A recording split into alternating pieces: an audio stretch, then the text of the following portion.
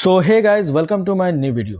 तो वीडियो की शुरुआत करने से पहले दोस्तों डिस्क्लेमर देना चाहूँगा कि ये वीडियो सिर्फ और सिर्फ एजुकेशनल पर्पस के लिए और यहाँ पे किसी भी तरीके से इन्वेस्टिंग की सलाह नहीं दी जाती है। तो सिर्फ एजुकेशन पर्पस से ही वॉच करें। तो चलिए शुरुआत करते हैं पहले अपडेट के साथ। पहली कंपनी का नाम है दोस्तों पारस डिफेंस एंड टेक्नोलॉजी लिमिटेड, जिसके बारे में हमने कल भी डिस्कस किया था। और अभी दोस्तों इस कंपनी को लेकर आज बड़ी न्यूज आई हुई है, नोट कीजिए। Paras Defense share claim over 4% as a anti-drone tech unit bag 22 crore order from French firm. तो फ्रेंच फर्म से इस कंपनी को लगभग 22 करोड़ का ऑर्डर मिला है एंटी ड्रोन से रिलेटेड। तो ऑर्डर काफी अच्छे मिले हैं और इसी के साथ साथ दोस्तों इन्होंने स्प्लिट भी अनाउंस किया है, जिसका रेशियो है दोस्तों 1:2 का, राइट, जिसका रिकॉर्ड डेट है 4 जुलाई 2025। तो अगर आप इस कंपनी के शेयर होल्डर हैं तो जल्द ही आपको स्प्लिट मिलता हुआ नजर आ सकता है।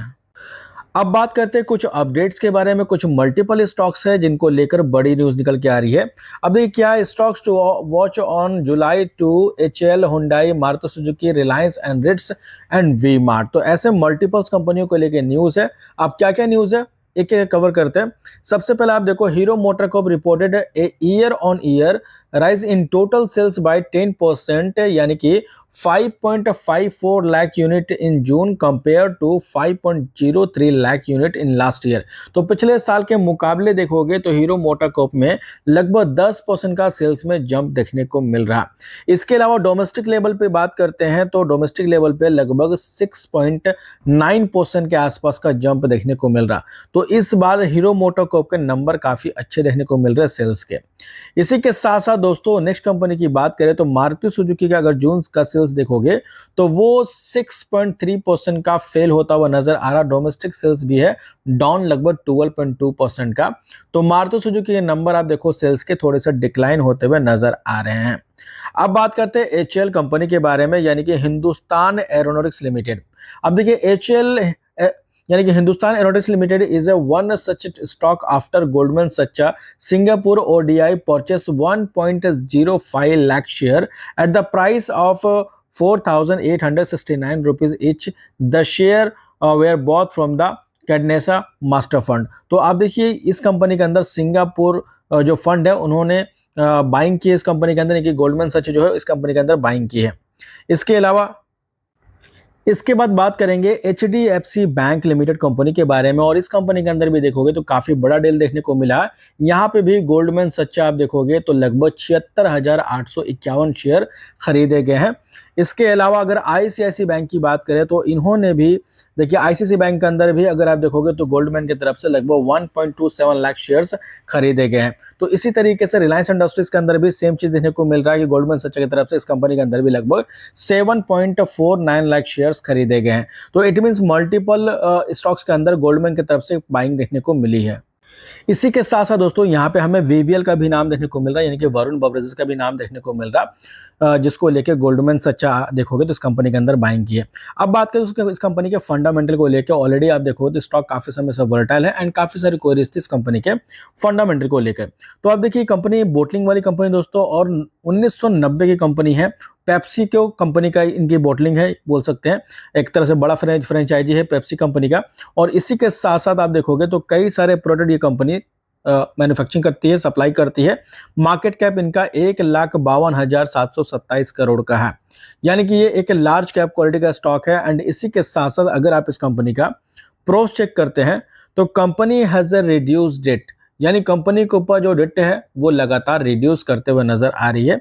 जो कि किसी भी कंपनी के ऊपर डेट बहुत ज्यादा होता है तो ये एक नेगेटिव बात होती है, लेकिन जो भी कंपनी डेट को अपने कम करती है यानी कि जो कर्ज है कंपनी के ऊपर उसको चुकाती है तो ये कहीं ना कहीं बाजार के लिए पॉजिटिव बात होती है। इसके अलावा company has deliver good profit growth of 41.4% CAGR over the last 5 year. तो पिछले 5 साल का प्रॉफिट ग्रोथ लगभग 41% का एवरेज से नजर आता है। अब देखिए कंपनी वोलेटाइल, इसके पीछे के कुछ मल्टीपल्स वजह है जो कि हमने लास्ट कई वीडियो के अंदर डिस्कस किया। सबसे पहले आप देखो तो अभी कंपटीशन का सबसे ज्यादा इशू फेस करना पड़ रहा है वीवीएल को, क्योंकि दोस्तों कैंपा कोला जो कि रिलायंस का प्रोडक्ट है और रिलायंस कर क्या रही है, कैंपा कोला को लगातार एक्सपेंड कर रही है। और हाल ही में लगभग 8,000 करोड़ रुपए अनाउंस किया गया कि वो आने वाले एक डेढ़ सालों के अंदर खर्च करने वाली कैंपा कोला के अंदर। और जैसा कि आप देख रहे हो कि पेप्सी का जो प्राइस है दोस्तों, उसके अकॉर्डिंग कैंपा कोला का प्राइस काफी नीचे है। तो एक तरह से इनको कॉम्पिटिट करना पड़ रहा प्राइस को लेके, तो कहीं ना कहीं मार्जिन का भी इशू देखने को मिल सकता है आने वाले टाइम में।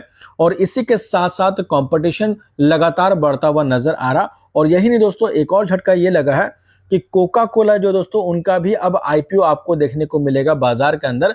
हालांकि रिपोर्ट के जरिए न्यूज है, अभी तक डेट फाइनल नहीं हुआ, लेकिन जल्द ही बताया जा रहा है कि कोका कोला का भी आईपीओ बाजार के अंदर देखने को मिल सकता है। तो ये कुछ रीजन है जिसके वजह से स्टॉक थोड़ा सा प्रेशर में देखने को मिल रहा। अब चलिए बात करते हैं इस कंपनी के फाइनेंशियल नंबर को डिस्कस कर लेते हैं और 4 क्वार्टर को कंपेयर करेंगे ताकि समझने में आसानी हो।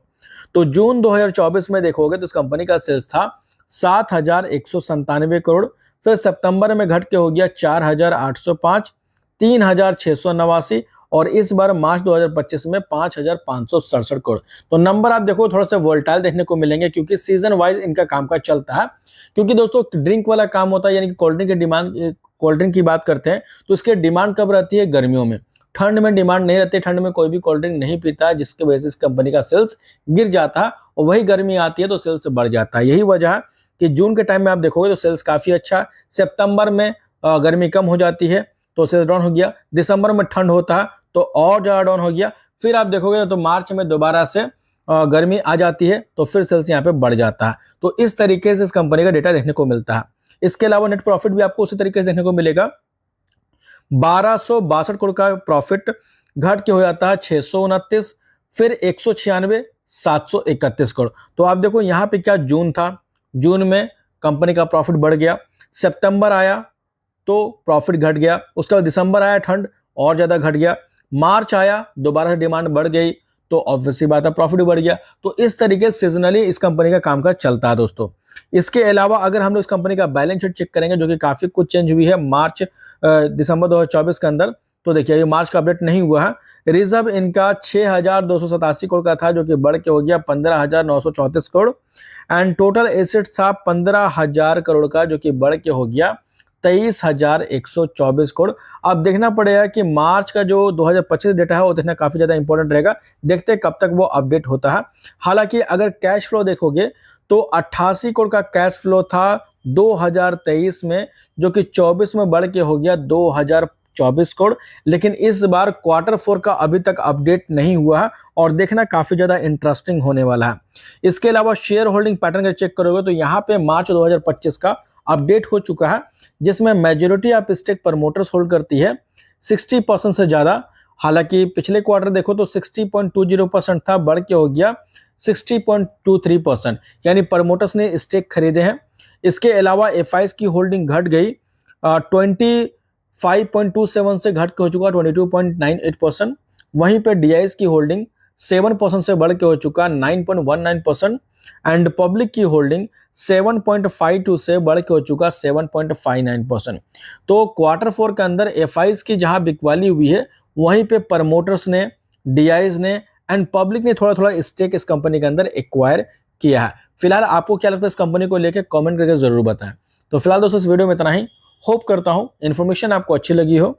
अगर अच्छी लगी तो इसे लाइक जरूर करना, चाहे तो सब्सक्राइब भी कर लेना, ताकि इसी तरीके से इंपॉर्टेंट नोटिफिकेशन सबसे पहले आपको मिलते रहेंगे।